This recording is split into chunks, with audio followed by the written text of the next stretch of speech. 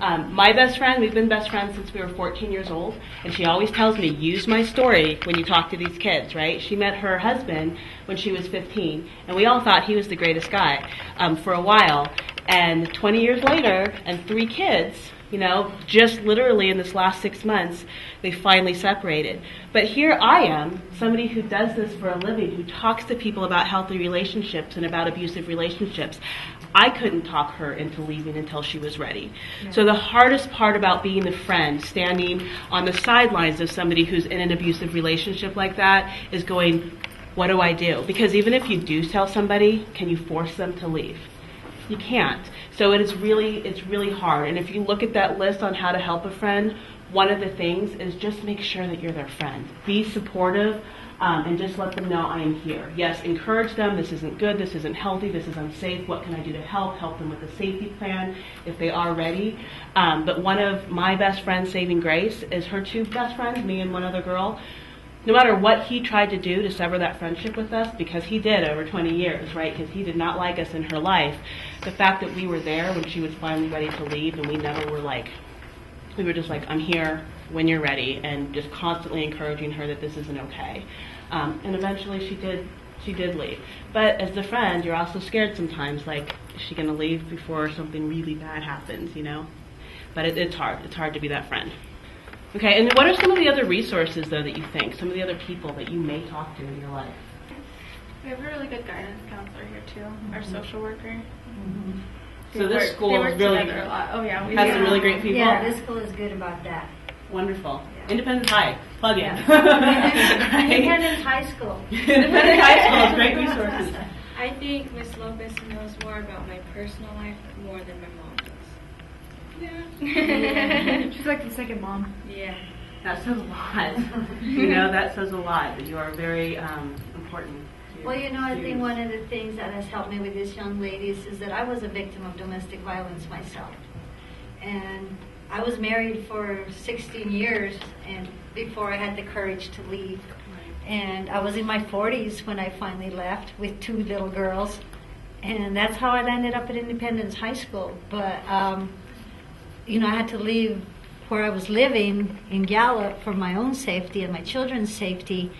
But because of all that bullshit that I went through, it has helped me to be empathetic with these young women and men, because I know what it's like. I know what it's like to be scared. I know what it's like to be stalked. I know what it's like to have to leave and have no one.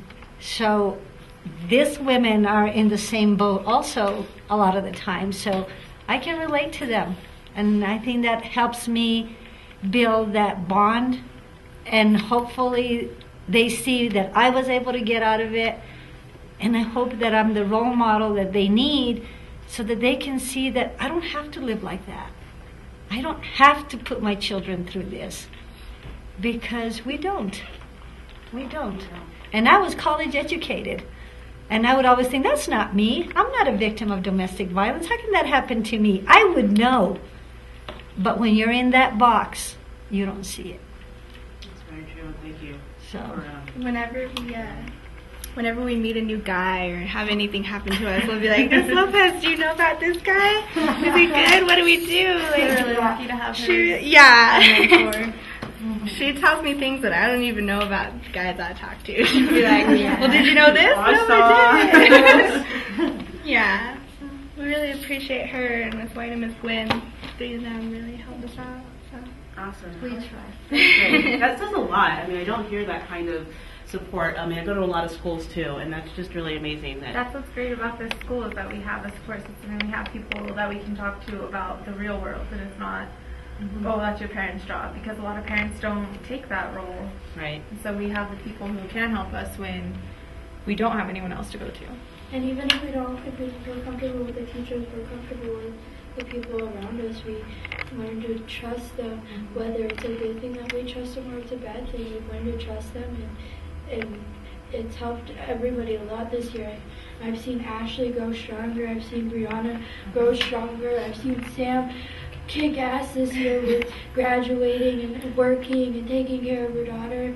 and it's everybody's working their asses off to get graduated and do all this stuff, and then we have all this stuff that no one even knows about. Like, we come to school every day and we're like, holy crap, our night was horrible. But we have each other to talk to about it. We can all relate to each other, and we have a really good support group through each other. Nobody judges each other. Before I started coming here, I was such a mess. When I was with my child's father, it was me and him, no friends, nobody, me and him every day. And I came here and I met people. I was on the verge of dropping out. I was like, I'm either gonna drop out. So yay grads, right? I told my dad, I'm like, I'm dropping out. I'm not doing it. I came here with 12 credits, and now I have 21, so I'm gonna graduate. Awesome. And I never thought I could. So without everyone pushing me, I would not be on the road to graduation. So Congratulations. thank you. Right on. No, I mean, if there's anything I've learned about the grads program across the state, is that it is a great platform to help moms and dads and fathers. Just really where you think I can't do this. I have a child. There's no way I could go to high school and finish. To really give them a platform to be able to finish and go on to college if you want to. And I use that same concept with my health class.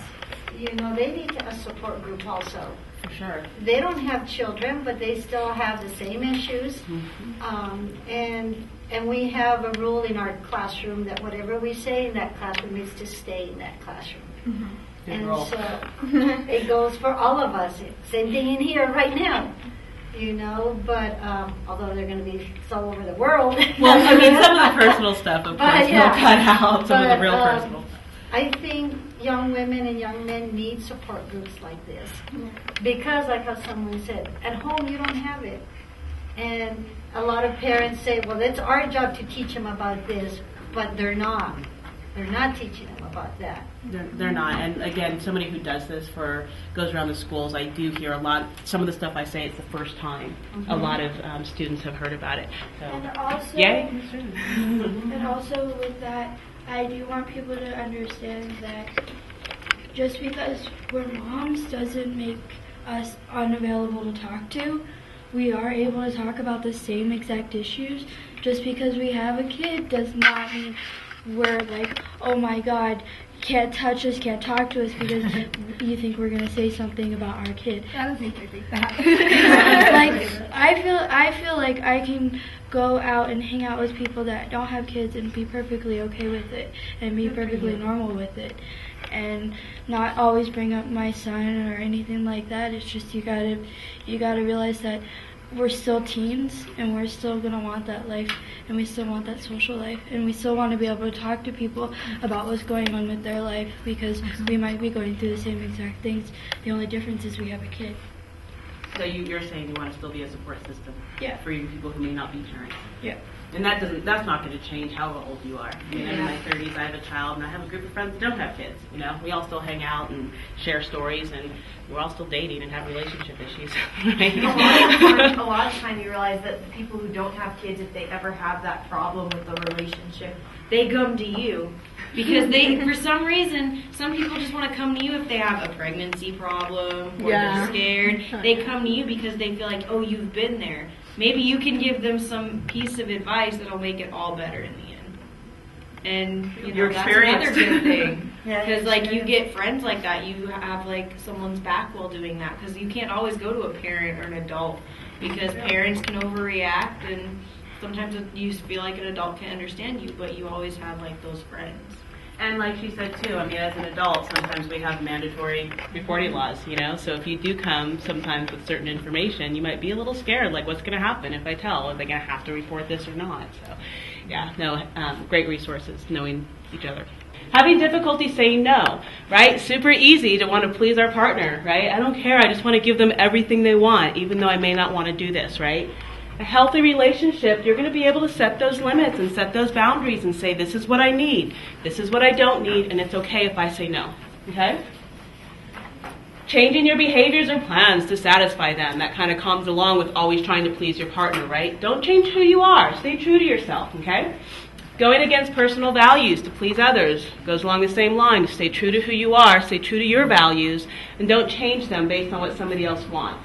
There is a healthy level of compromise that you can come to, but then there's also a place where you start crossing over and doing everything to please that person. taking on others' problems as your own, right? It's really good to know what are your issues, what are their issues. You can't fix somebody, right? They have to take those steps to fix themselves. So knowing when the problem is yours and when it belongs to somebody else is important. Avoiding being close to anyone, okay? Who was, Miss, you said you were adopted, right? Yes. It's adopted. Right? Sometimes because of that fear of abandonment, right? You don't want to get close to anyone. What if they hurt you? What if they leave you? I tend to get close to people really fast and then not want them to leave. Okay, so you hold on. Okay. Yeah. Well, that avoiding being close to somebody. The way I grew up, the way that I grew up, it was kind of not so traditional and kind of hard, right? I definitely kept some serious walls up, and I didn't let people get close because that meant I had to be vulnerable.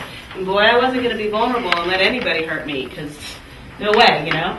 In the world that I grew up, you let somebody in and they hurt you, that you could die, right?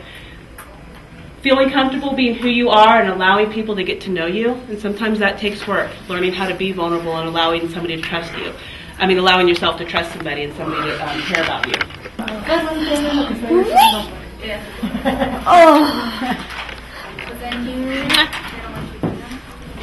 Look at the camera.